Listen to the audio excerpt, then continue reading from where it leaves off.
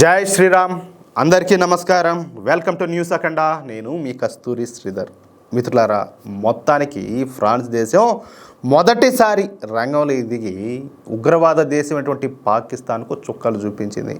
ఈ పాకిస్తాన్ చెబుతున్నటువంటి అసత్యాలకు, అభూత కల్పనలకు తాళం వేసి పాకిస్తాన్ పరువును తీసుకుపోయి అరేబియా సముద్రంలో కలిపేసింది.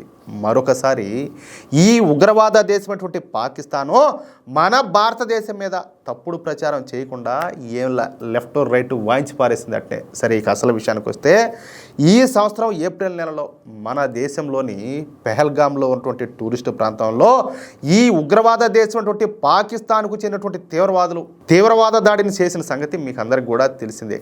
పాకిస్తాన్కు చెందినటువంటి 4 తీవ్రవాదులు, కాశ్మీర్కు చెందినటువంటి మరో 2 జిహాదీలతో కలిసి ఈ దాడులను అయితే నిర్వహించినారు. కేవలం మన హిందువులే టార్గెట్గా నీ మతం ఏంటి అని చెప్పి అడిగి డౌట్ వస్తే ఫ్యాంట్లు ఇప్పి చెక్ చేసి మరీ ఈ దాడి చేశారు. ఈ దాడిలో 26 మంది ప్రాణాలు అయితే కోల్పోయినారు. అయితే అందుకు ప్రతీకారంగా మన భారతదేశం ఆపరేషన్ సింధూర్ని అయితే ప్రారంభించింది. ఈ ఆపరేషన్ సింధూర్లో మనం పాకిస్తాన్లోని తీవ్రవాద స్థావరాలను ధ్వంసం చేసి పారేసినాం. అలాగే పాకిస్తాన్కు చెందినటువంటి గగనతల రక్షణ వ్యవస్థలను, అలాగే పాకిస్తాన్ కమాండ్ కంట్రోల్ వ్యవస్థలను నాశనం చేసినాం. ఈ క్రమంలోనే మన దేశం మీదకు వచ్చినటువంటి 7 పాకిస్తాన్ యుద్ధ విమానాలను కూడా ధ్వంసం చేసినాం. కానీ ఈ విషయాలను మనం ప్రచారం చేసుకోవడంలో మాత్రం కొంతవరకు అయితే వెనకబడినామని చెప్పుకోవచ్చు. కొంతవరకు కాదు, బాగానే వెనకబడిపోయినాం. కానీ దీనిని పాకిస్తాన్ ఒక అవకాశంగా తీసుకునేది. ఇక పాకిస్తాన్ మన దేశం మీద, మన భారతదేశం మీద ఫేక్ ప్రచారాన్ని అయితే ప్రారంభించింది.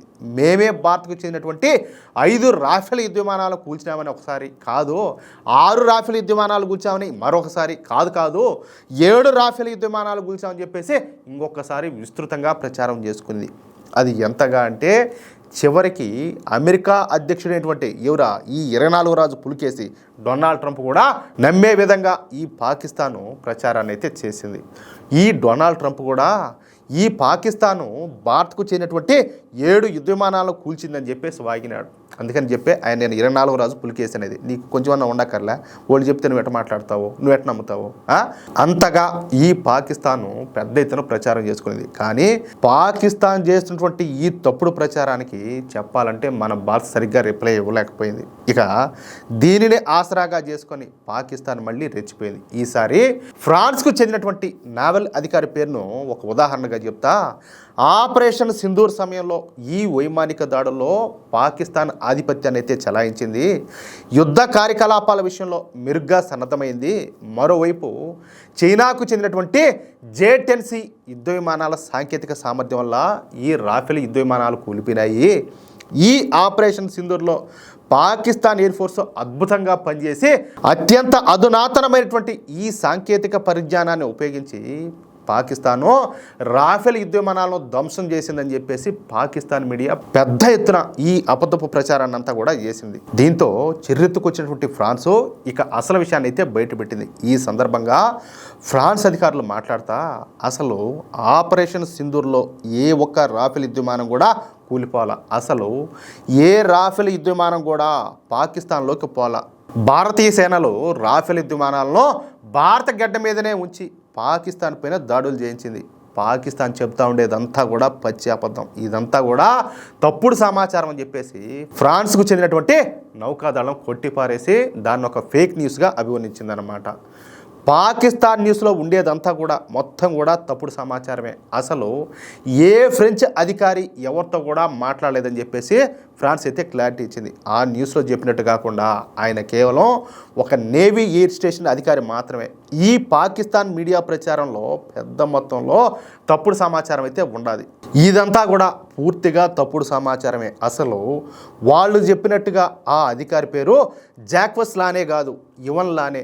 న్యూస్లో చెప్పినట్లు కాకుండా ఆయన కేవలం ఒక నౌకాదళ ఎయిర్ స్టేషన్ అధికారి మాత్రమే.